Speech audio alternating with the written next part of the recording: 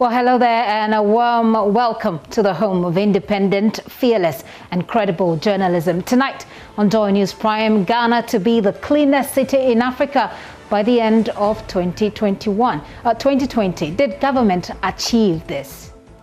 Is on course to become the cleanest city that the president gave in absolute terms. Also, only 40% of Ghanaians say they will take COVID-19 vaccines when they're made available. That is according to Center for Democratic Development survey. Look, only 41, probably almost 42% of respondents said they'll take the vaccine outright. You have the remaining 52%, essentially saying no. Menchia Hospital authorities helpless as women lie on the bare floor to receive treatment. These and many more coming up in the next 2 hours. My name is Gifty Ando Apia and this is Joy News Prime.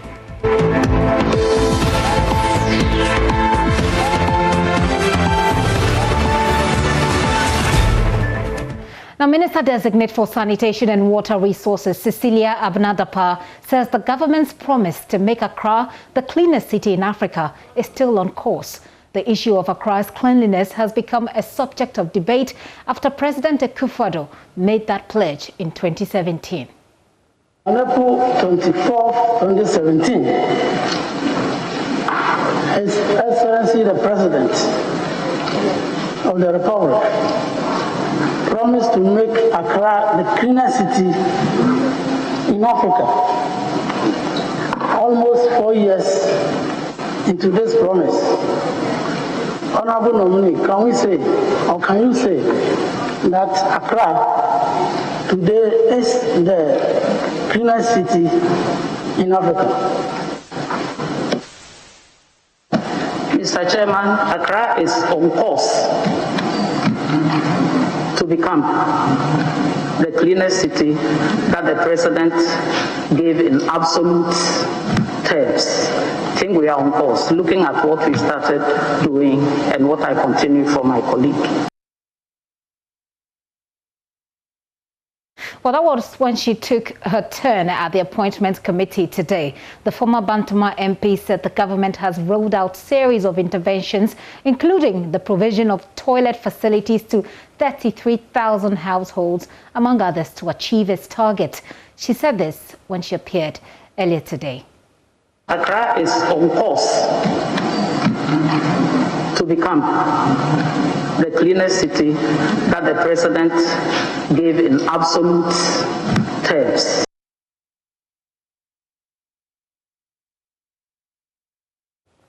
Well, Patrick Apoya is joining me right now with his thoughts. He is with Apoya, is with CONIWAS. CONIWAS is Coalition of NGOs in Water and Sanitation.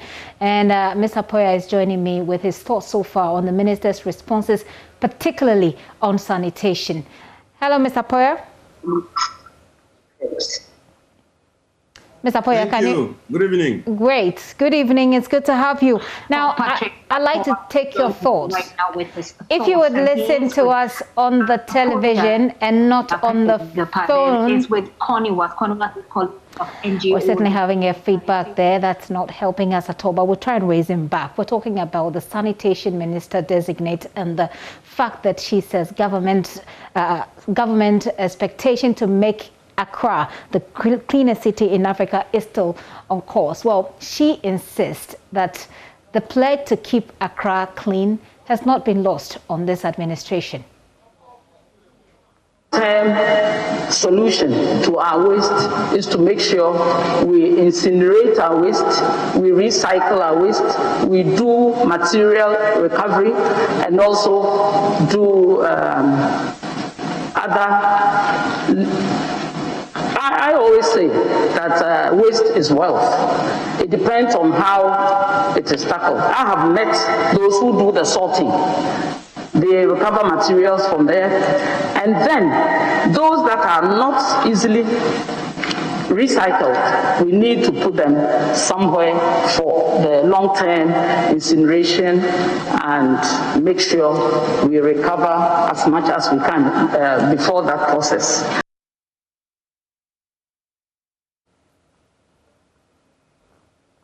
Well, that's the minister talking about incineration of our waste. Hopefully that will do the trick. Well, will it? Let's get to Koniwas. Patrick Apoya, who I've been trying to connect with earlier, is joining us on the line. Hello, Mr. Apoya. Looks like I was having a very bad feedback from your end, but hopefully it is fixed now. I want to take your thought, particularly on the minister's position on incinerating our waste. Is that what will do the trick for us, you think?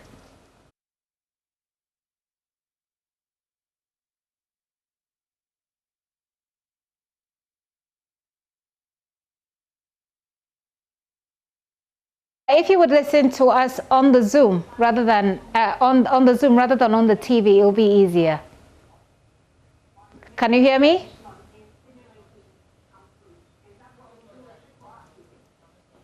A starting point. It is not the solution. Right now, the whole world, everybody is moving from incineration to materials recovery. What we need to look at is... If you would listen to us on the Zoom rather than on the TV, it'll be easier. Okay. Can you hear me? Yes, I can hear you. Hello, I can hear you. It is not the solution. Right now... We need to clean this up a bit. We'll come back shortly with more on this. Just stay with us.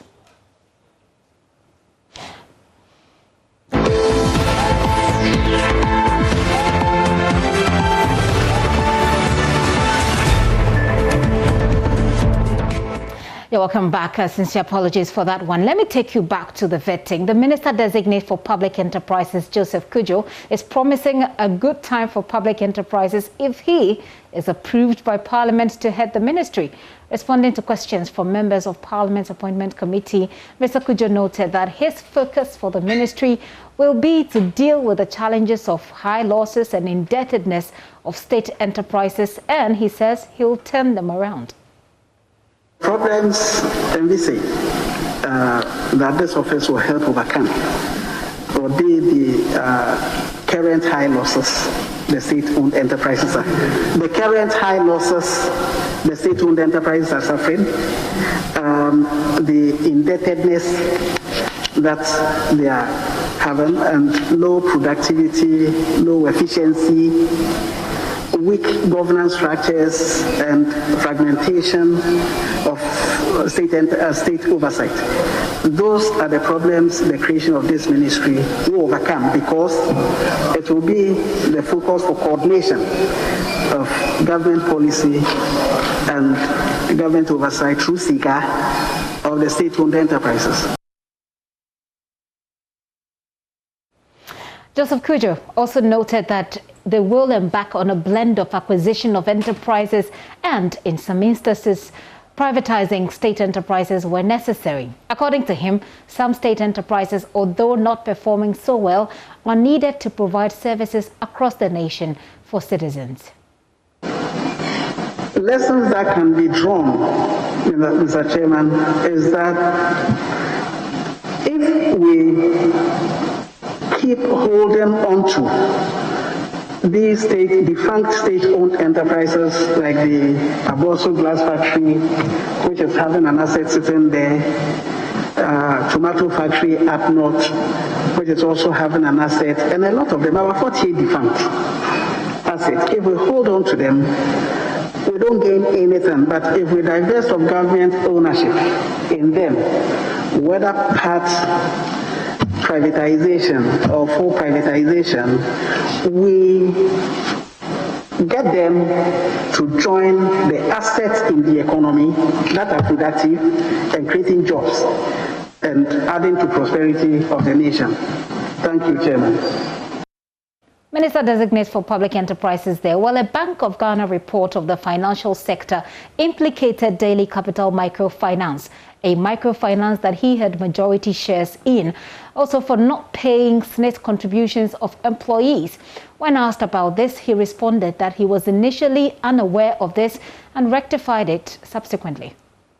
There was a query or a finding that you did not pay your SNET for your staff. What's your answer to that?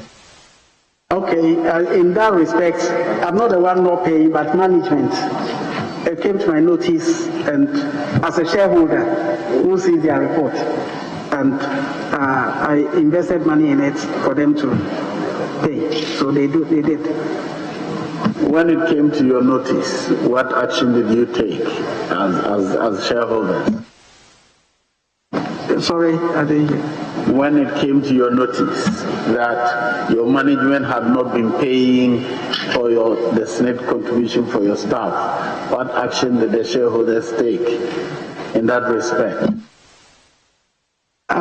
Reinvestment, additional investment for me. It was operational challenge. They explained, so injection of capital was made to be able to restore the operation. In the end, did they pay it off? Oh yes, they paid.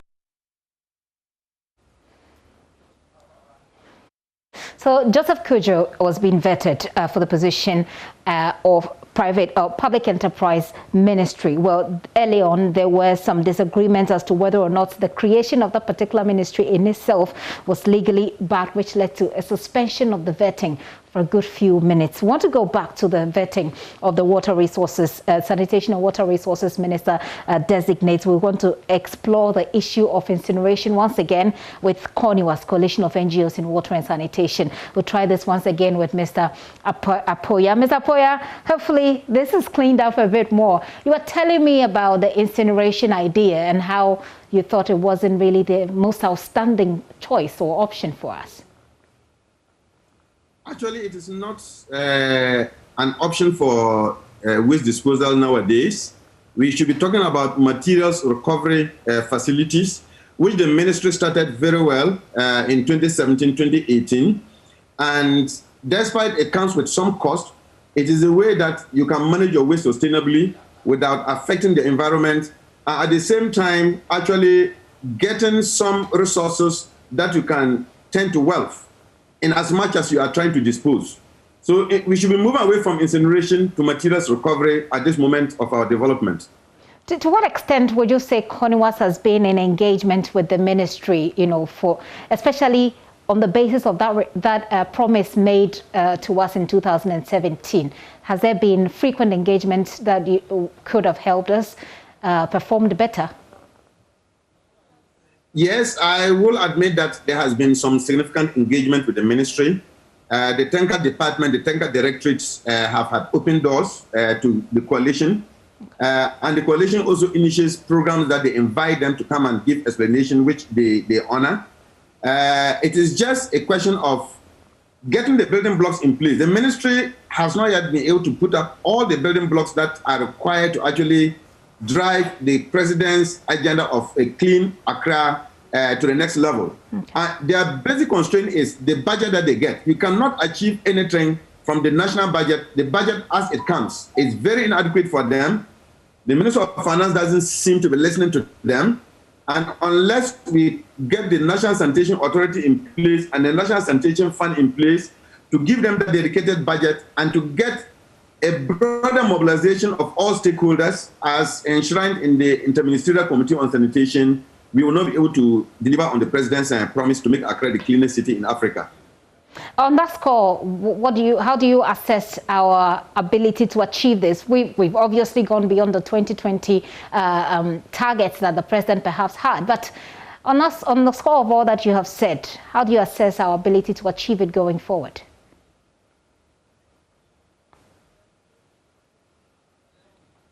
There is 100% possibility that it can be achieved, but assessing where we are right now, I would say it's not addressed.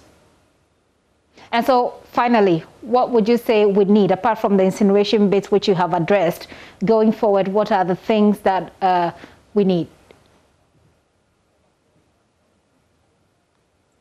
The biggest challenge is attitudinal change, and the attitudinal aspects, a lot of people always refer to Rwanda, which is a shining example in Africa. And if you ask anyone in Rwanda, they'll tell you the single biggest intervention that their government brought to bear was the attitudinal aspect. The way we as individuals of Ghana, citizens of Ghana behave, how we actually become disciplined when it comes to handling our waste. That is one. The second part is the institutions that are supposed to be responsible for sanitation, they are just underdeveloped. The municipal assemblies are not equipped. We heard about the lack of cesspit emptiers in more than 80% of our districts. In Accra itself, there are a lot of gaps when it comes to the demand for septic emptiers and what is actually available. So unless you're able to equip our private operators to be able to handle the waste, assemblies, then the materials recovery centers where we can dispose of our waste safely and deal with the attitudes, we cannot make it. And that's why if we put everything together, we need a very exceptional commitment from government, from other stakeholders, and from the citizenry to be able to achieve this laudable dream of government. Well, hopefully in the next 4 years or so, we will be able to rally ourselves together and get it done. Mr. Poya, thank you so much for your time this evening. He is with CONIWAS, that's a coalition of NGOs in water and sanitation. I'll tell you what's going to happen tomorrow. The Minister Designate for Lands and Natural Resources, Abu Jinapo, will take his turn at the Appointments Committee for vetting. The stakes are high, considering that ministry is responsible for the sector which has seen widespread pollution of our water bodies through illegal mining, deforestation, and land dispute. Ahead of the vetting, we want to look at some of these issues which the Appointment Committee is expected to tackle, of course, when the nominee takes the hot seat tomorrow. Joining us now is Deputy Director of Arocha Ghana, the environmental NGO, Daryl Bosso. Hello, Daryl. Hi. Let's start with the... Good evening. Thank you for your time. Let's start with the critical issues that you are expecting the Appointment Committee to focus their vetting on. Yes, thank you very much. I think, as you said, we are all in anticipation of this particular vetting because there's a lot at stake. And some of the key issues we are really interested in is how the minister is going to address issues of permitting, which is actually allowing a lot of illegal activities to go on despite bans by the state, particularly I'm speaking here in reference to rosewood logging in the country.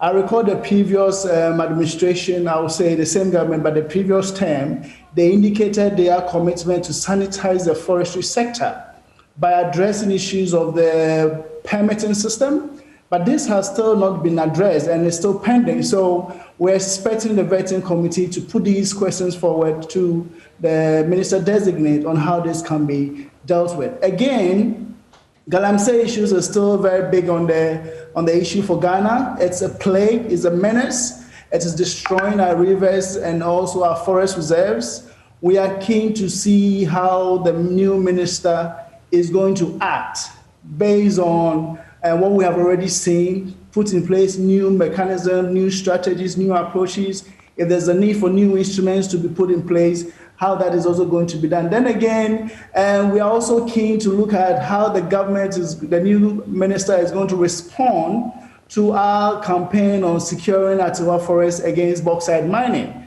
Because as we see, climate change is very big on the global agenda, biodiversity issues is also of concern, and water services is big again, and continuous pressure on our forest reserves for mining activities, whether it be legally sanctioned by government or by illegal operators, is all leading to distraction. So we are keen to see how the government can really commit to sustainability.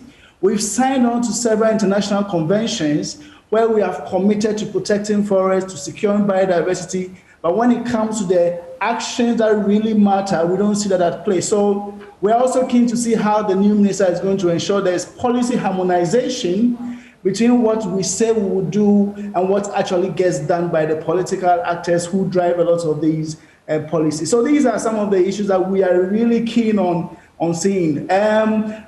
Community mining is now on the rampage. It was proposed by government to sort of replace small-scale mining or Galamsey, but I think it's causing more damage than expected. So let's see also the new reforms and new mechanisms that are going to be put in place to ensure that if we say we want to do community mining, then the right thing is done in spite of this. So I think we are all expectant and we are looking forward to a great day tomorrow. That's a very long list there, I must say, Daryl. But, well, let me leave you to it at this point, and tomorrow we'll come to you, hopefully, whether or not your questions were not just asked, but that the answers actually address the questions in the way you expect them to.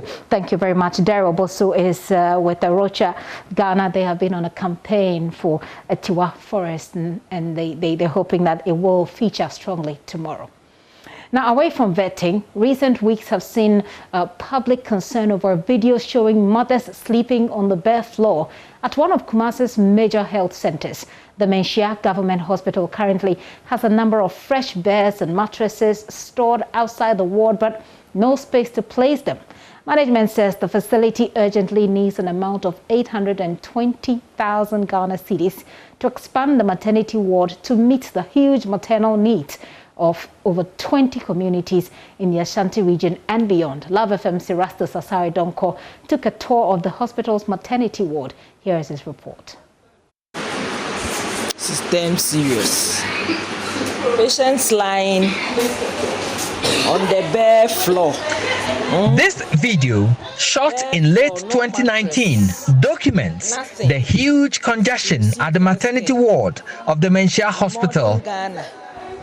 Its contents showing a ward full with mothers on admission sleeping on the bare floor have generated huge public outcry and discussion. The situation we check on the ground indicates that the congestion and the issue of space is still a reality here on the ground.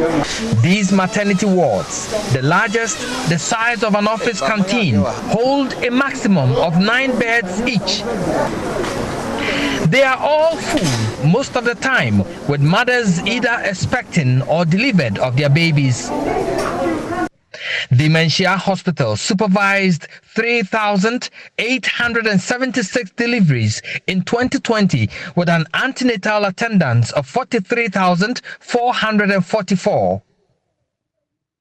The maternity ward receives an average of 15 deliveries a day, with lie-ins of about 30 a day in a ward that has a bed capacity of 28.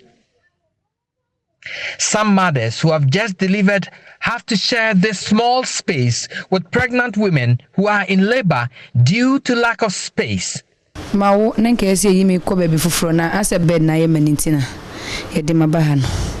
We found this mother in labor who refuses to be referred to another facility and has opted to sleep on a mattress on the floor.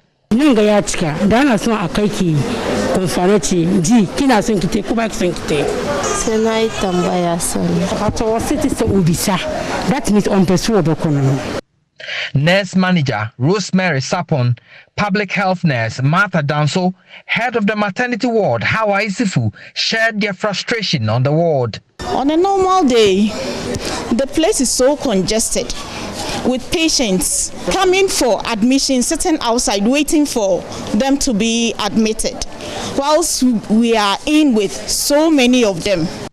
An emergency unit started some years back is still at the foundation stage. But the immediate solution to the congestion is a proposed 2-story expansion of the maternity ward, as indicated by the Health Service Administrator, Rosemond Oforiamanfon. It's not an issue of beds and mattresses. We have mattresses packed there, and beds too. We have beds. The issue has to do with expansion. We need infrastructure.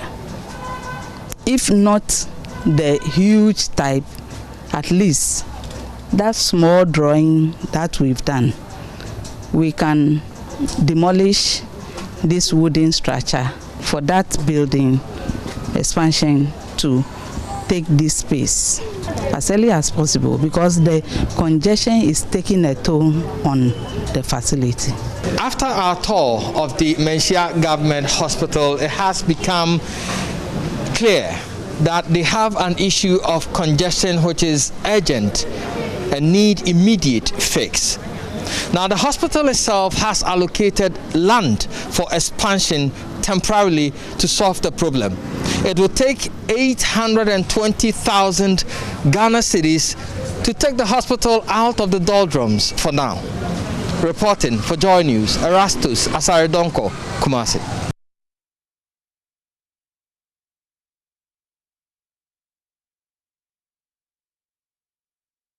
Erastus Asaredonko there with that report. So before we go on a break, I'll tell you a story, a news that's just coming in right now. Government to receive first consignment of COVID-19 vaccines. So looks like it is landing tomorrow. I'll read to you what the statement says. It is from the Ministry of Information. It says that the government of Ghana will on Wednesday, February 24, 2021, receive the first batch of the coronavirus vaccines at the Kotoka International Airport in Accra. The Minister for Health designate Kwekwaja Menu MP will lead the government delegation to receive the vaccines at 7 a.m. The brief ceremony will be televised live on GTV, and of course, it will be here on Joy News as well, also on the ministry's pages. Well, it is signed by Munira Karim, who is a public relations officer for the ministry there. So news just coming in there for you. Tomorrow at 7 a.m. we receive the vaccines at the Kotoka International Airport. Let's hear from you on our social media handles. What are your thoughts about this breaking information? I'll be back very soon, but before that, there is business.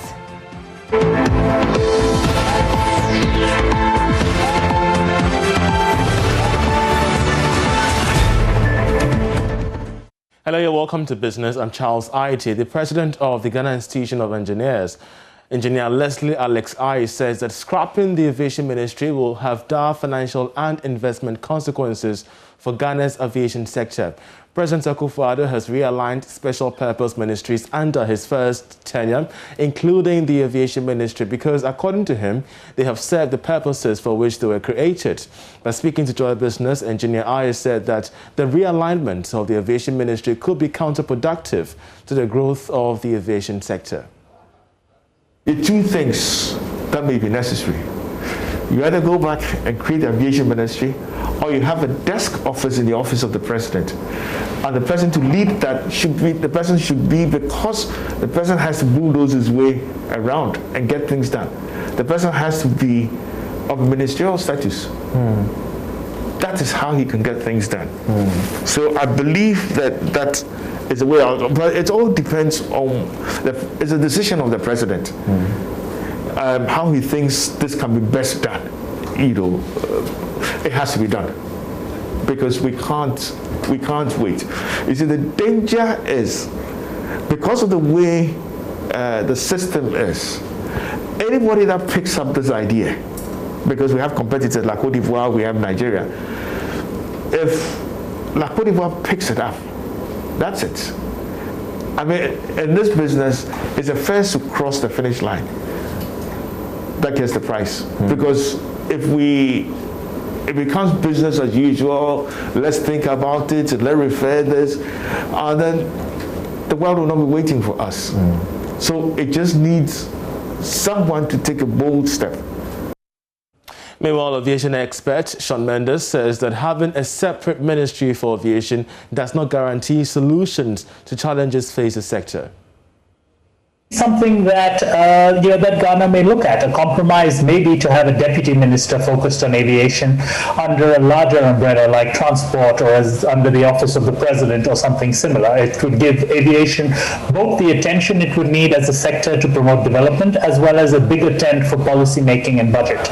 I think it's less important to have a separate ministry than it's to ensure that the expertise, the human resources who have gained the expertise in the aviation field, that is the civil servants, the directors at the ministries and so forth, that they continue to work under whichever ministry has the responsibility for aviation or wherever else. It's not as though a ministry in itself is a magic solution to aviation issues. It is the people within the ministry, whether that's the minister themselves to bring the political power, or it's the technocrats and the bureaucrats themselves who are able to implement the policies and develop the policies. I don't necessarily see the ministry itself as the solution to it. If you're looking to shrink the size of government, which is something that the president has said is one of his objectives, the aviation ministry, consolidating it under transportation, would give it a natural home, and it becomes a logical move that could be taken. I don't think the aviation sector would suffer necessarily simply by consolidating it under transport. I think there's the potential for the right transport minister with the right people advising and assisting him to actually, have access to larger budgets, to more clout, so to speak, politically, and be able to develop it both domestically, regionally, as well as internationally.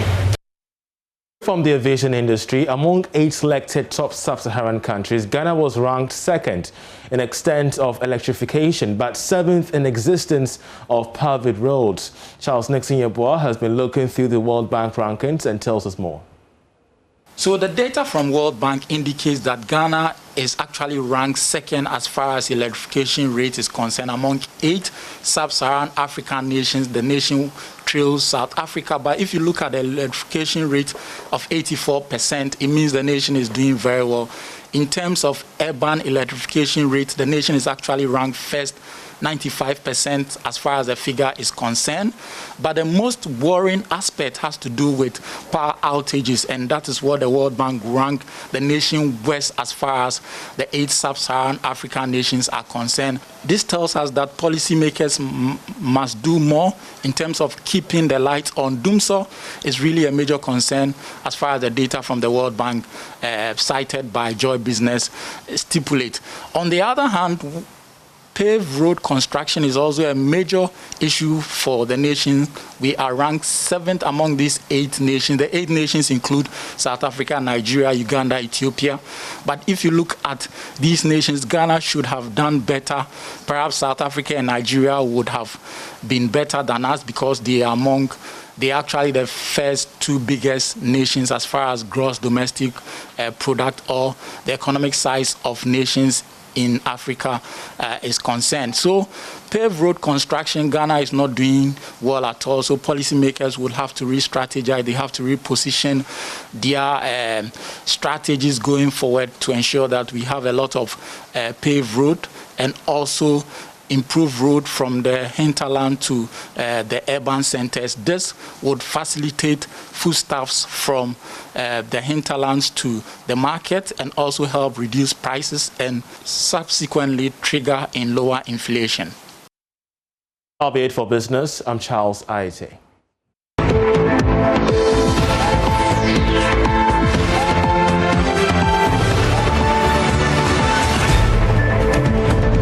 Many thanks for staying with us here on Joy News Prime Time to bring you your sports. My name is Hans Mensah Ando, and Ghana have qualified to the quarterfinals of the 2021 Africa Under-20 Cup of Nations despite losing their final group game 2-1 against Gambia on Monday night. The Black Satellites qualify as one of the 2 best third-place teams and will face Cameroon in the knockout stage. Head coach Abdul Karim Zito says he is pleased with the team's qualification and that he's going to prepare his team as well as he can to face Cameroon. Now, Ghana defender Samuel Nkum has joined Georgian top-flight side FC Torpedo Kutaisi. The former Asante Kotoko right back moves to the Rams Shangelia Stadium after leaving FC Samstreda, a side he joined in February 2020. There you go with the fixtures for tonight. And of course, Atletico Madrid playing against Chelsea and Bayern Munich in a very tricky game. They're going as favourites, but against Lazio in Italy, anything could happen. That's it for this installment. I'll bring you more later in the bulletin. My name is Hans Mensah Ando.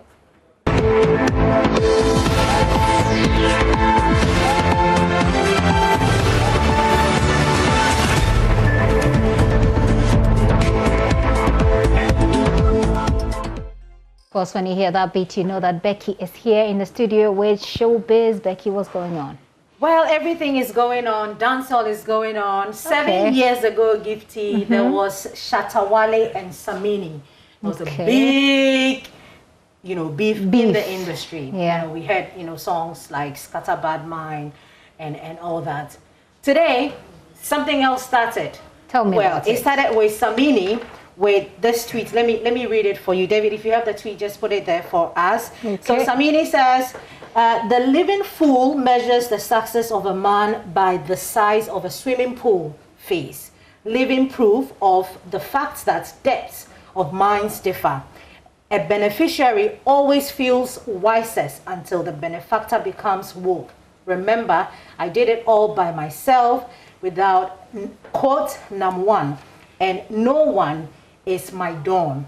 So that was what Samini posted. So hang on, what are we seeing on the screen right now? That's Samini. Is it part of Samini's tweet? They've been going back and forth. So okay, so let me see this one. Before that, Gifty. Yeah? So when Samini posted that, a lot of people, were thinking, oh, who could he be referring to? Who is this shade for? So because some people thought that it was Stonebwoy, but then Shatawale came out quickly and said that, quote, you do songs about girls and I do songs about money.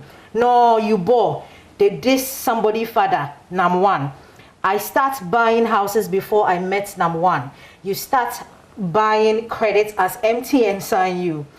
That was your property.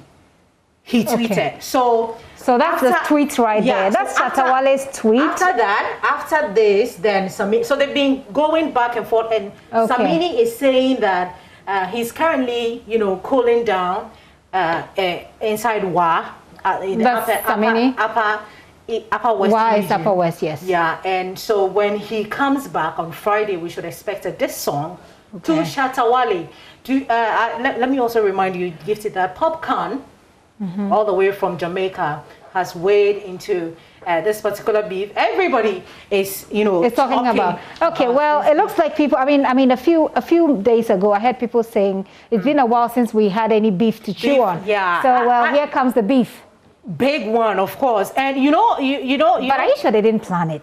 No, this I'm not sure it's planned. This is an organic beef. Eh? It's real. It's organic because it looks like one king #1king, which is Samini, is very angry about something that we don't know. Shatawale is obviously always having fun. Okay. Another interesting thing, Gifty, is that Yapono.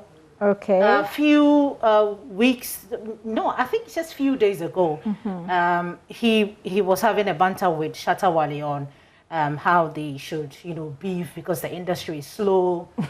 And so when Yapono realized that Samini is going back and forth with Shatawale, he came and he said that please don't come and spoil my meat for me. If Shatawale no finish his with me, you know, go do one with anyone. So like everybody wants to beef with Shatta. I don't know. I don't know what's going on. Like why? And they can beef with me. I mean, Gifty, you're not a rapper. Why should can you even stand it? Of course. Why not? Come around and say, "Oh, mommy, you don't want to go back and forth with Shatta." Well, anyway, we'll see how this beat goes on, and we'll see how it ends. Obviously, I'll give you updates on anything that will happen with the beat. Definitely. But have you ever wondered the story behind Akuma Mama Zimbi's headgear? I do know that it's a lot. Oh, I do know it's a lot to, carry. So I really admire her ability to do that throughout. She's been telling us something small about it on Eva. Okay. I realized that it's my hair gear that people recognize, not my dressing, not my shoe, not even my beads. So God has said, wow, if you miss the face, don't miss the hair gear. So the hair gear is what actually people see me out with it. It's the hair gear. Yeah. All right. Yeah. But with this, my hair gear, Becky, it's grace, it's favor. It takes me everywhere. And I thank God for everybody to do this. I've done a lot of people but they can't. Yeah, I've seen it. I did a challenge. The challenge, I did a challenge on it. But we still couldn't get people. Yeah, so God just gave the whole world. I'm one. So are you hoping to, sell the franchise to somebody, maybe me? Oh, yes, maybe on the day you're going to be married out trying to. But if it's heavy. Can you carry? Well, it's also another issue. It's heavy. So it's heavy and you always constantly have to, keep it on. I'm used to it. Okay. when I started it, I caught my neck. I had a lot of neck problems, but for now, I can dance, I can jump, I can even sleep sometime, and I can do sex positions with it.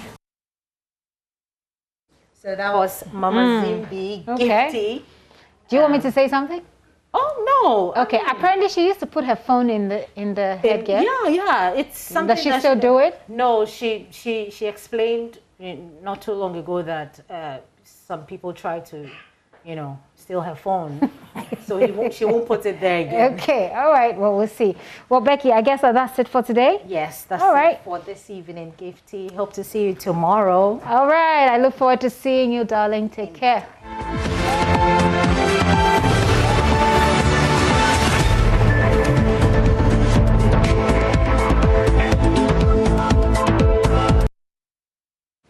Yeah, welcome back. This is Joy News Prime with me, Gifty and Opia. President Akufo-Addo is demanding of the newly constituted Council of State honest and unblemished truth in the engagement on matters of the state. He is convinced that the nation's democratic credentials will be deepened if the council goes about the duties of advising the president and other state institutions from an impartial and unbiased position.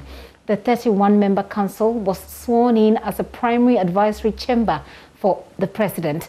Inducting them into office, President Akufo-Addo said the impact of the coronavirus pandemic, corruption, illegal mining, and other social vices remain matters requiring urgent attention to deal with. He's counting on the council to be proactive partners in finding solutions that will improve the lives of Ghanaians. To the new members of the council, I wish you a warm welcome to its deliberations. I'm confident that you will bring your considerable wealth of experience to bear and make valuable contributions to its work. It is worth recalling that as a result of the creation of 6 new regions during my first term of office, the membership of the council has increased from 25 to 31, with 6 new elected regional representatives. The possibility exists that this number may be further expanded were there to be an amendment of the Constitution which would allow the President to appoint 17 as against 11 members of the Council in order to maintain in the new regional governance structure the equilibrium of the Council as originally provided by the authors of the Constitution. This development will be the subject of deliberations between the executive and the legislature. Nonetheless, after 28 years of the Fourth Republic, I think it is fair to say that one of the most successful councils of state we have had has been the one that worked with me in my first term of office. We saw an intellectually vibrant council, an active one that took its responsibilities seriously. We saw a council that kept its members well informed and kept government officials on their toes. So I'm hopeful that all of you on the new council will live up to expectation and perform effectively this all-important function. Newly sworn-in members, the council plays an important advisory role in the appointment of high officials of state, such as the Chief Justice and Justices of the Supreme Court, the Chief of Staff in the Office of the President and other officials of the Presidency, the Governor of the Bank of Ghana, the Chief of Defense Staff of the Armed Forces and the Service Chiefs, the Inspector General of Police, the Director General of the Prison Service, the Chairperson and Deputy Chairpersons of the Electoral Commission, ambassadors and high commissioners, the government statistician, the Auditor General, the Chairperson and Deputy Chairpersons of the National Commission for Civic Education, the Commissioner and Deputy Commissioners of the Commission on Human Rights and Administrative Justice, the District Assembly's Common Fund Administrator, and other critical officers of the state, as set out in Article 70 of the Constitution. President Akufo-Addo there. Here is outgone Chairman of the Council, Nana Oto-Sribwa, pledging the support of the Council to help government achieve its objectives. With a membership of 31, which may be increased to 37.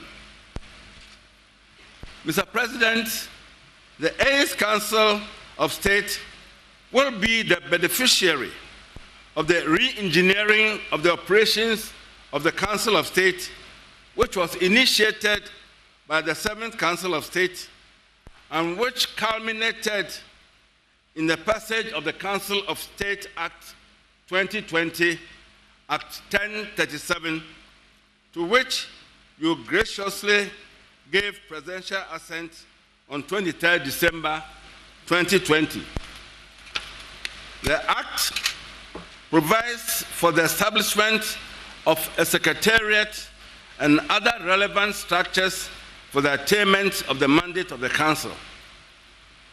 We hope to fully operationalize the provisions of the Act and thereby recruit highly qualified staff to enhance the efficient and effective discharge of our mandate.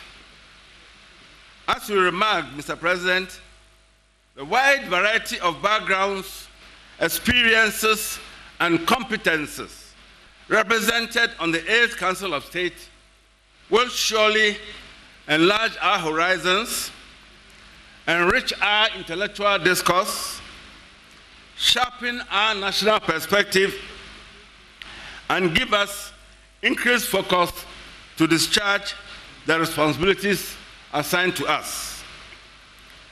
Having worked closely with members who have been either reappointed or re-elected, and having noted the caliber of the new members, I am certain that the 8th Council of State will be even stronger in serving our people with humility, professionalism, patriotism, and above all, loyalty. Mr. President, we noted the courage, independence, and frankness that the 7th Council of State exhibited in its work, which made it helpful to you, your government, and your appointees. Similarly, we observed the good rapport and dialogue between the Council of State and the Presidency, as well as Your Excellency's determination to respect the Council and its advice at all times. We believe that regard for each other ensured mutual respect between the two sides.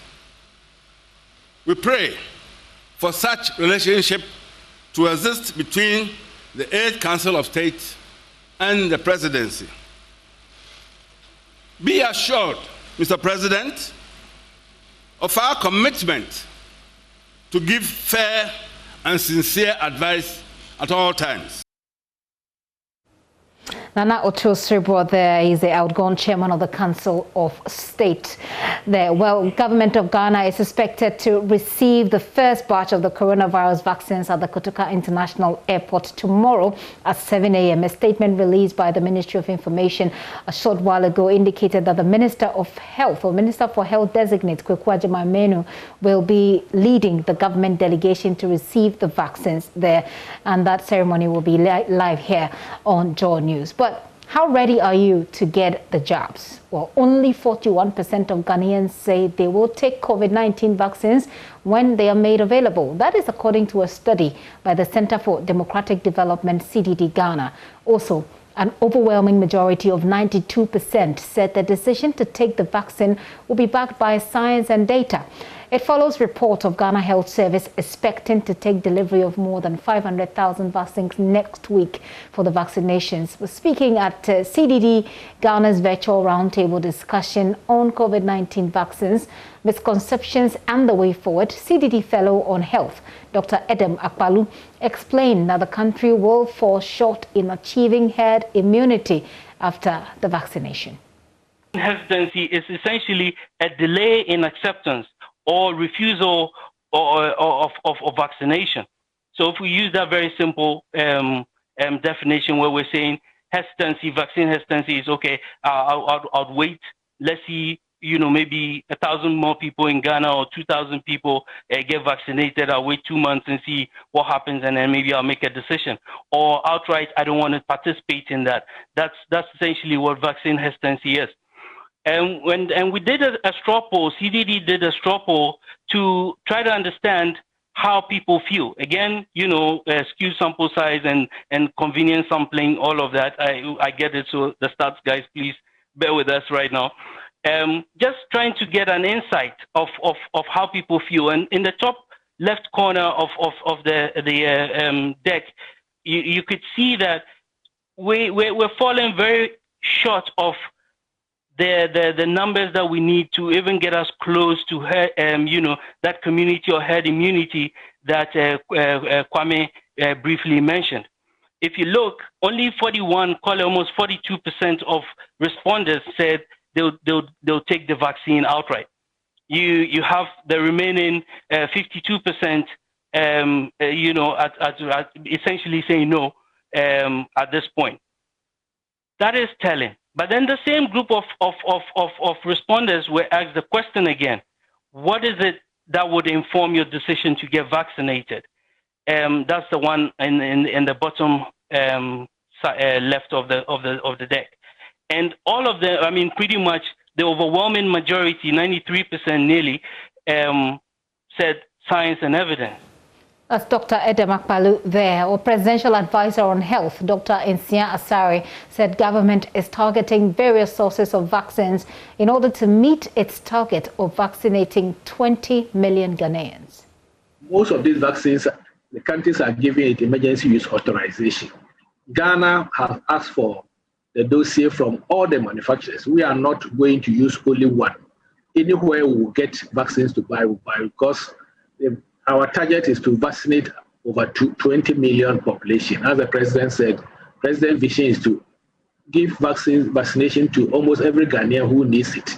So we need to buy at least, if you are going to give the 2 doses, which we have to give, at least 40 million for the population, and then plus or minus, maybe you have to add about 5% wastage to it. So we need over 42 million doses of vaccines. We cannot get it from only one source. So we are ready, any vaccine which is efficacious, which is safe, that's the most important thing, and also deployable we use.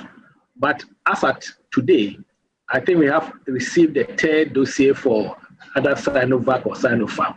And we are also going to actively ask for all the other manufacturers to send their dossier to Food and Drugs Authority to give it emergency use authorization. So it's we are in the process, and it's something which is going on. But we have AstraZeneca, and at the moment also we also have the Sputnik.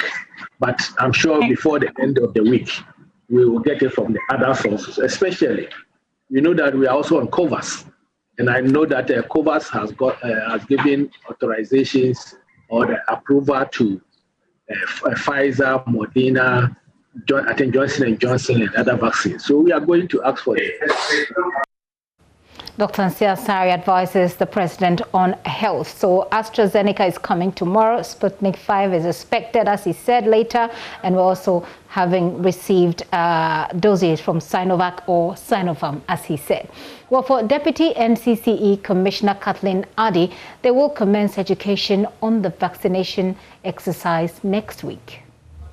We thankfully, this time around, we have been part of planning and for the COVID response, the national plan for the COVID response.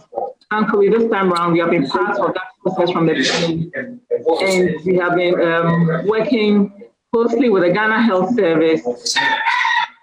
We're also working closely with, the Ghana Medical Association and all of those people, because the important thing for us is that even before our staff go out there, we need to make sure that they are properly trained and well informed so that they don't go and add to the misinformation. Well, as the Ghana Health Service readies itself to take stock of the first batch of the COVID-19 vaccines, there are several questions that are being asked about the jabs even before they arrive, from safety to efficiency or efficacy and scope of vaccination. Here is a wrap of some of the major concerns raised so far and the answers provided by health authorities. What is a vaccine? It's a simple and a safe and an effective tool to protect people against harmful diseases before they come into contact with them. So it is not a treatment. A vaccine does not treat you after you get the disease. A vaccine is a preventative tool that has to be administered before you get into contact. Which vaccines is Ghana getting? The AstraZeneca Oxford vaccine manufactured by Serum Institute of India, and what you call the Sputnik V, which is manufactured by a company in Russia. How safe are these vaccines? So a vaccine is simple. It is not a very complicated mixture. It is very, very safe. And the single most effective immune booster you can take is a vaccine. All these drinks you take, whether it's orange juice or Percocet or whatever it might be, a vaccine historically and today is the best immune booster. So if you want an immune booster, when the COVID-19 vaccine arrives in Ghana and you are one of the people who is able to get it, please go and get it. That is the ultimate immune. Are the vaccines able to deal with the new strain we have in Ghana? Our dominant strain in Ghana is the UK strain, for which the AstraZeneca works well. Even for where in countries, in places where the South African one, the issue that it still prevents severe disease. And so it's not that it's not useful at all. The WHO has come out that it's still good enough even for that strain. But luckily for us, our dominant strain is the UK strain, for which the AstraZeneca and the other vaccines we believe will be working. And as we say, we will continue doing surveillance as we go on. When we find anything, we'll change course. Does this mean? At what cost and what is the population target? Initial target based on the safety profile of the vaccines, we are targeting approximately 20 million persons. And these persons are health workers as based on, this is based on the segmentation, persons with underlying health conditions, security personnel, other essential service providers, persons above 60 years, students of second and tertiary institutions, teachers at all levels, specialized groups called the executive, legislature, judiciary, the MDAs, the media, and of course the rest of the population will receive the COVID-19 vaccines. Why is it important for me to be vaccinated? Vaccination is safe, effective, and to prevent a lot. Currently, vaccination protects us from about 20 diseases, and WHO records show that it saves 3 million lives every year. We need a vaccine because it's effective and it has been used in various cases in the country. Now that our borders are closed, etc., this gives us the best opportunity to vaccinate the people of Ghana. We have also, there's less and optimal use of the protocols. People are not using the protocols, so it cannot be the panacea. It's a good panacea, but it also goes to add that because of the low face mask use, vaccination coming at this time will be very, very helpful. We have continual community transmissions, and so we cannot take those things for granted. And which categories of individuals do not qualify? And of course, we use a combination of these depending on the situation. So the vaccines or vaccination will be expanded to include children and pregnant women as time goes on and as more safety data become available. What are the possible effects I may get from the vaccines? And we've been monitoring the international scene. So for anybody who's used Sputnik, any country that has used it, we know the adverse events that have currently been experienced. And so far, it is the normal slight temperature, chills, some injection site reactions. We have not got any adverse events of special interest that causes us concern. If anything like that comes up, because we are also working with all the other countries within the WHO drug safety monitoring system, we will hear about it. And what are the common myths about vaccines? The data would bear me out to say that it has been extensively studied and there is no support for the fact that vaccination in any way can lead to autism.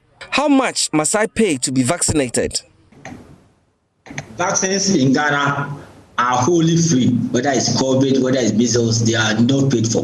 They are paid for by the government, so the average Ghanaian does not pay for it. It's free. Great. Away from COVID-19, a Kumasi clinic suspected to be performing illegal abortion has been shut down by the Health Facility Regulatory Agency, HEFRA. 9 facilities locked up in a 2-day exercise aimed at sanitizing the health service delivery sector. All 9 were found to be unlicensed, with some recruiting persons with no training in the health profession. Love FM's Namaya Ojima has more in this report.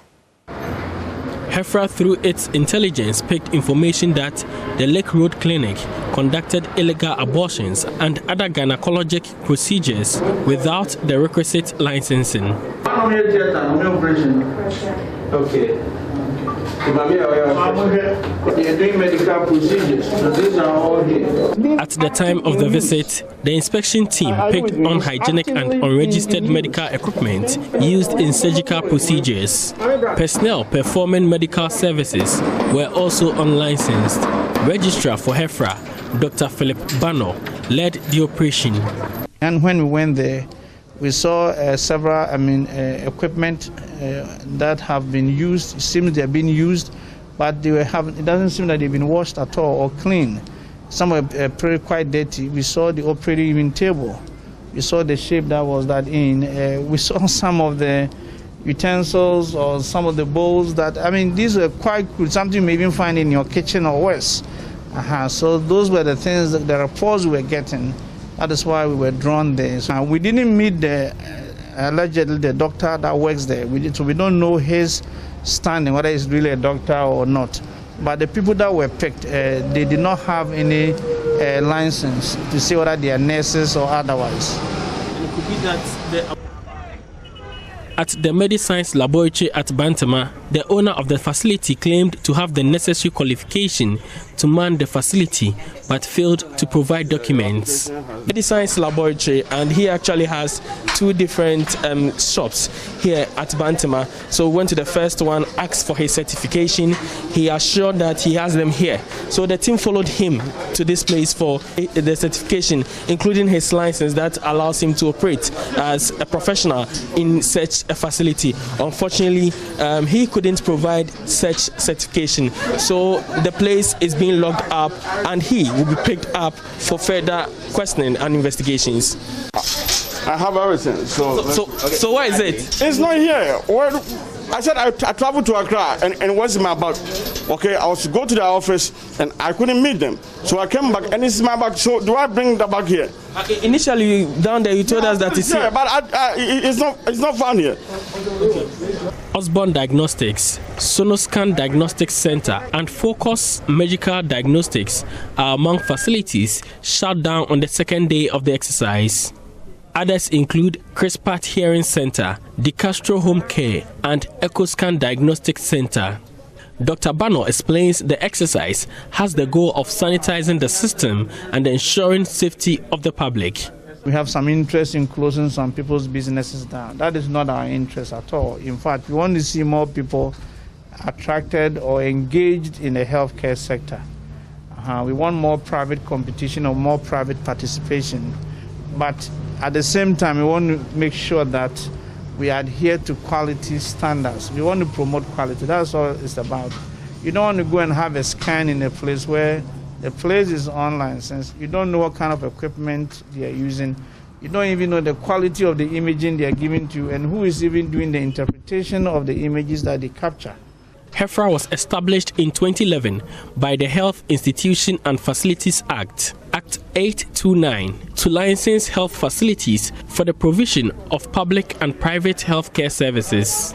It is also mandated to register and monitor operations of all health facilities to set standards for quality healthcare delivery in all facilities across the country. For Joy News, Nana Ojima reporting. A rainstorm has ripped off a section of a classroom block at the Central Kofi Gbodome MA School in the Oti region. This has compelled the school's management to merge classes, a development they say is not only impeding academic activities but defeating the purpose when it comes to observing safety protocols. The headmistress, Adela Emma, wants government to fix the situation and provide a befitting classroom block to house the affected classes.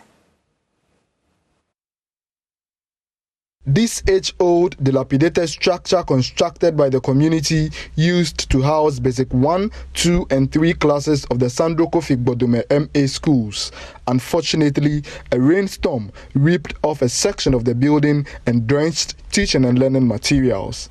This development forced the school's authorities to move the classes to the kindergarten department.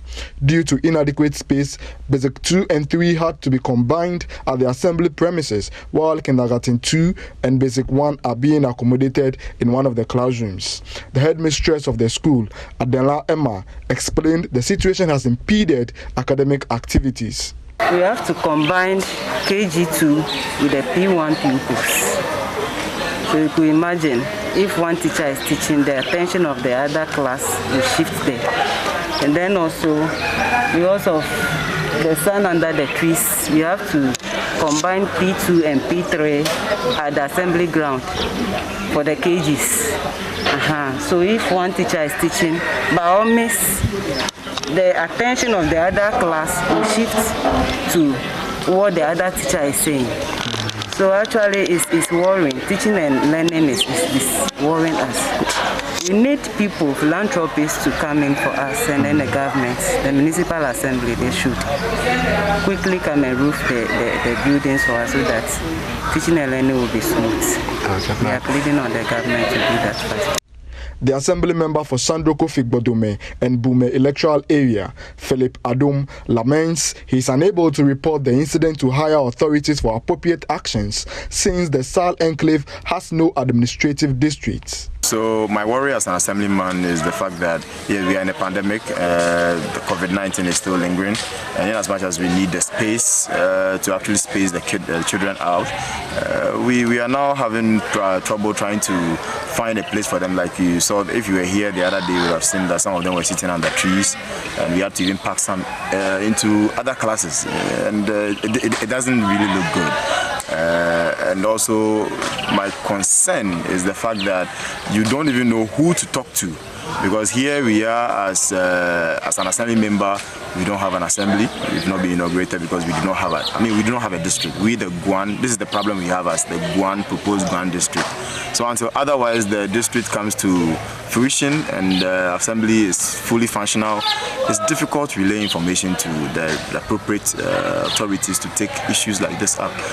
This and many others are the challenges we are facing, and me as an assemblyman, I have to put up with all these things. Fred Kwame Asari, Joy News, Sandro Kofi Gbodome. The Upper West Regional Commander of the Ghana Police Service, DCOP Francis Abuajenyako, says the recent report of suspected murders in the Wa municipality are not true, but rather the work of propagandists, or people he called propagandists, who are bent on making the region appear unsafe. The regional commander also stated that medical report obtained by the police indicates that one of the suspected murders was human skeletons which were exhumed from an unknown location and imported to Kpaguri and then buried in a shallow grave. He said the police has identified some groups alleged to have been engaged in the act and will soon go after them. Upper West correspondent Rafiq Salam reports from Wa. Arguably, crime rate in the Upper West region for the past 20 months have reduced, but the last 3 months have been tough for residents of the Wa municipality. The municipality, especially triplet suburbs like Kpaguri, Kambale and Sombo, have recorded 3 suspected murders in as many months. The resultant effect of the suspected murders is residents living in fear on a knife edge.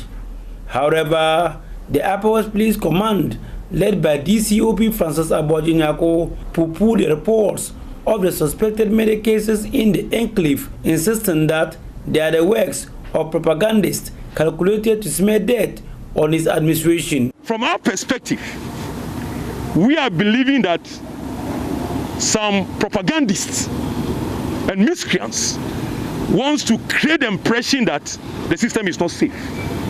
For example, the two deaths that were identified, the skeleton and the stinking body. The skeleton, per the medical reports, it showed that some of the parts were not there. And they were in shallow graves. We don't bury in shallow graves. So the suspicion of the police, as I speak now, is that people want to create the impression that the place is not safe. It was imported to the place. And with the sinking body, the day the decomposed body was identified, that was the day we were called. And if something is decomposed, it will take about 1 or 2 months for the stinking to be going on. But if a body we are just called that there's a stinking body, we went and the level of decomposition, it showed that somebody came to plant the thing there, and we are in investigation.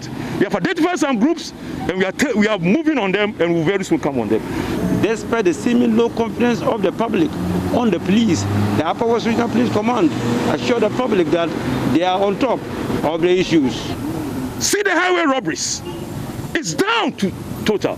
See where Chaubo, the camp lives are there, supported by the military. See Kanye, see Busie. We've secured the environment. And believe you me, I'm assuring you that no miscreant can take us for granted. We're on top of our job. Let us not take what the scammers, the propagandists are doing. We are on them. Very soon we will come out with the full list of the propagandists and we will shame all of them. We are assuring the public of the Upper West region that the system is safe. Everybody can go about his duties very well.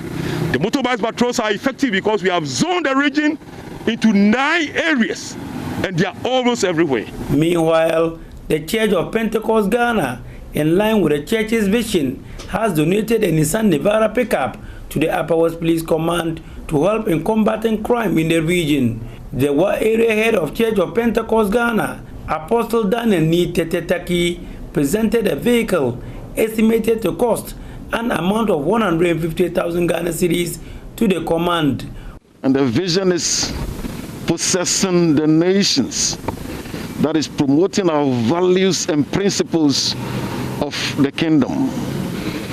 And we believe that partnering with the police, this will boost up their operations, combat crime, and bring about peace, the peace that we are already enjoying, so that we all do go according to what we have to do. Reporting for Joy News, Rafik Salam.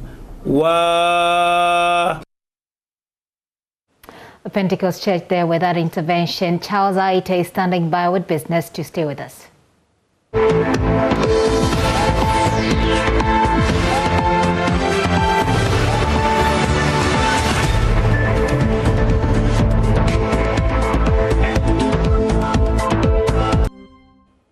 Hello, welcome to Business. The Ghana Investment Promotion Center is optimistic of growth in foreign direct investment this year, despite the second wave of COVID-19.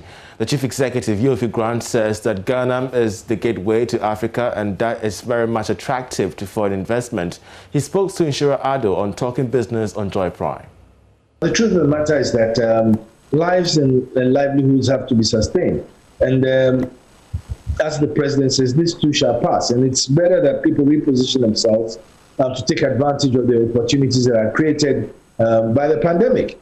And quite a number of significant opportunities have been created. But bear in mind, at the onset of the pandemic, many countries virtually started looking inwards.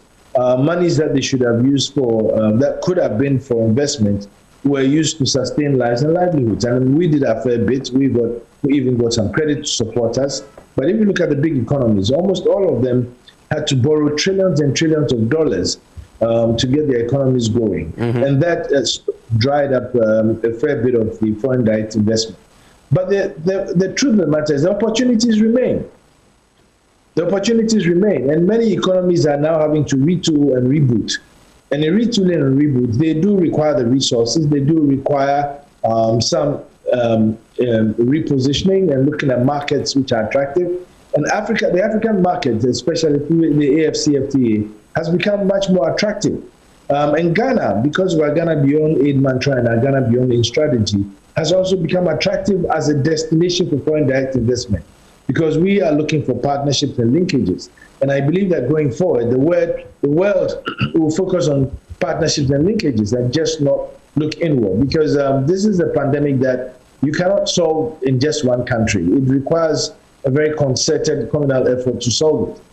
And so you realize that despite the fact that some countries have gone ahead to procure vaccines, etc., it's become clear that these vaccines should be available globally, because you can't solve the problem in one side of the world and leave the other side of the world. Absolutely. Having said that, yeah, a lot of economies will have to be reignited with trade. And the African opportunity cannot be discounted. In fact, it's the only real opportunity remaining, because a lot of Europe and America have been maxed out in terms of returns. Africa still will offer attractive returns. Africa still has a lot to offer in terms of value addition of its raw materials and resources. And that requires quite a number of investment. Indeed, over the past 10 years, if you look at the 10 top growing economies, 7 are from Africa. That's absolutely true. Now, CalBank has entered into a partnership with Saham Insurance to introduce a new product targeted at customers of the bank and particularly medium enterprises. The new bank assurance product has been made available to customers on the bank's digital platforms by way of improving insurance accessibility. Here's more. The newly unveiled partnership by CalBank and Saham Insurance will serve as a vehicle for the improvement of insurance penetration in the country. This is due to the role the bank will be playing in getting its customers to buy insurance products from Saham. Speaking to Joy Business after the launch of the product in Accra, Managing Director of CalBank, Philip Oredu, explained the category of customers to be insured under the policy. Individuals, homeowners, customers who have vehicles, but the SME sector, because we all know that the SME sector is one of the most vulnerable sectors. They are thinly capitalized. They are customers who are quite vulnerable and susceptible to any minor thing that happens. So these sector are people that, in terms of things like their stocks, in terms of things like their premises, insurance for their premises, theft and everything, we do hope that we'll roll out this product to that sector so that in any eventuality they will be protected. Meanwhile, Managing Director of Saham Insurance, Mabel Nyako Poble, speaks of enhanced offerings and customer-centric services under the new partnership. The products, from a technical perspective, basically what CalBank does is to tell us where their risk areas are, and we as technical experts basically think through it from the actuarial perspective and come up with a product for that or a solution for that risk that they identified basically. So in this instance, we're basically the underwriters, and we will manage the process, the ops process through in terms of underwriting what comes in and pay the claims that come thereof. In a statement to endorse the partnership, Commissioner of Insurance Justice Ofori called on the two entities to ensure diligent work to win the heart of customers into the sector. Insurance is the delivery of a promise in the future. The growth of an insurance company is therefore hinged on the trust and confidence of clients. To sustain this growth, the insurer must endeavor to meet the risk of their clients through innovative ways. One of these ways is through bank assurance. Since the first NIC-approved bank assurance partnership in 2007, a wide range of innovative insurance products with competitive cover have been offered to the public. The contribution of the bank assurance subsector is increasingly growing and having a significant impact on the insurance industry. The Ghana Tomato Traders and Transporters Association is calling on government to implement a drafted framework immediately to coordinate trading activities. Here's more. In Ghana, Burkina Faso, there is an existing framework for tomato production. There was a study conducted by the International Food Policy and Research Institute that gives birth to that framework. The Ghana Embassy in Ouagadougou has done a very good job initiating that framework. I think what we need to do is follow up on that framework so that the trade can be modernized at all the levels, from farm gate through transport to marketing. Can you enlighten us a bit about the framework? The framework talks about standardization. It talks about packaging. It talks about an insurance program for producers, for buyers, for transporters. It also talks about a credit scheme that will ensure that people do not go on farm gates crediting tomatoes and absconding. That will also ensure that buyers have access to credit so that they can expand their businesses. Environmental biology at the University of Ghana, Professor Otinya Boa is calling on government to, as a matter of urgency, pay particular attention to the production of tomatoes in Ghana. Earlier this month, prices of tomatoes went up due to a strike action by importers and transporters of the commodity. Professor Yeboah says the government must commit to building the local capacity of tomato product producers to enable the country compete among West African neighbors. Now, the science part is where you are understanding the conditions that are good for a crop yield. We know that here in Ghana, we know. One of them is water supply. You know, tomato, when you look at the different varieties, they demand different regimes of moisture. That one is basically the science. You know, when you understand the variety, then you apply what it is. We have all of it here. So why aren't we just doing enough for our market women who would definitely buy and sell? Yes, that's exactly the point I was making. Because if you go to the northern part of Ashanti region, the town called, I think, where they do a lot of tomato cropping, right up to the north. They do a lot of tomato cropping. But it appears that their husbandry is not good enough. Break that down. What do you mean by that? Well, by that, I'm referring to the way that they take care of their soil.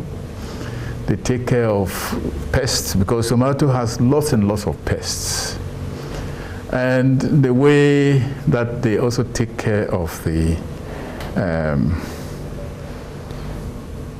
silvicultural, you know, the agronomy, that's making sure that weeds are not competing with the tomato plants and so on and so forth. Basically, these are some of the difficulties that we have. But for me as a woman, when I go to the market, between the Ghana tomato and the Burkina Faso tomato, I will always choose the Burkina Faso tomato, and I'll tell you why.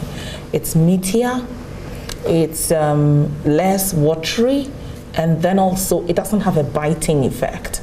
So you make your tomato stew with the Ghana tomato, and some of the varieties have very biting effect. That is why just people demand that they would want the Burkina tomato. Why can't we replicate this in Ghana, looking at it from the science perspective? Well, it's easy to say you can replicate. But it's also not easy to get the source material to be able to replicate. That'll be it for business, and Charles IHS Sports is up next.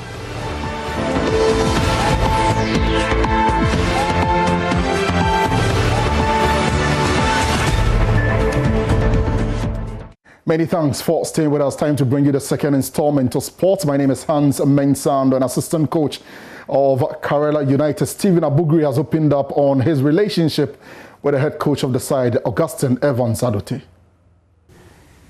All what I'm doing is because Coach Augustine Evans Adote, he has trust and confidence in me. This is not the first time. Abugri is the assistant coach to Evans Adote. I was his assistant medium. Okay. So Adote has that confidence in me. Say, only her Stephen Abugri. Yes. Yes. Okay. So I'm working for myself. I'm working for the head coach. That is why, if we win the match, it's him. Yes, I give him that 100% support. Okay. Because if he did not recommend me to come and be with him here, okay, I will not be assistant to him. Okay. So even if we win all the matches, he should take the glory. It's true. Because there's a saying, say, if you serve someone, tomorrow someone will also serve you. Yeah. Let's get you updates from the UEFA Champions League, and as you can see, the Atletico Madrid at the Wanda Metropolitano, they are holding Chelsea to a goalless draw. Rather, Chelsea holding Atletico Madrid to a goalless draw, and Lazio already hammered by Bayern Munich 3-0. Of course, in the Premier League, there was a game. Leeds United beating Southampton by 3-0. And that's it for sports. Many thanks for your time. There is more at myjoyonline.com/sports. My name is Hans Mensando.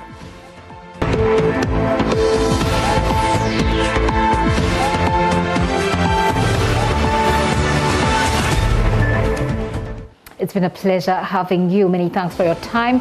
There is more news at myjoyonline.com if you do log on, and this video is on demand on our YouTube channel. My name is Gifty Ando Apia. Aisha Ibrahim is standing by. She's talking vaccine, even as the vaccines, come in tomorrow morning. Many thanks for your time. Do stay for Aisha.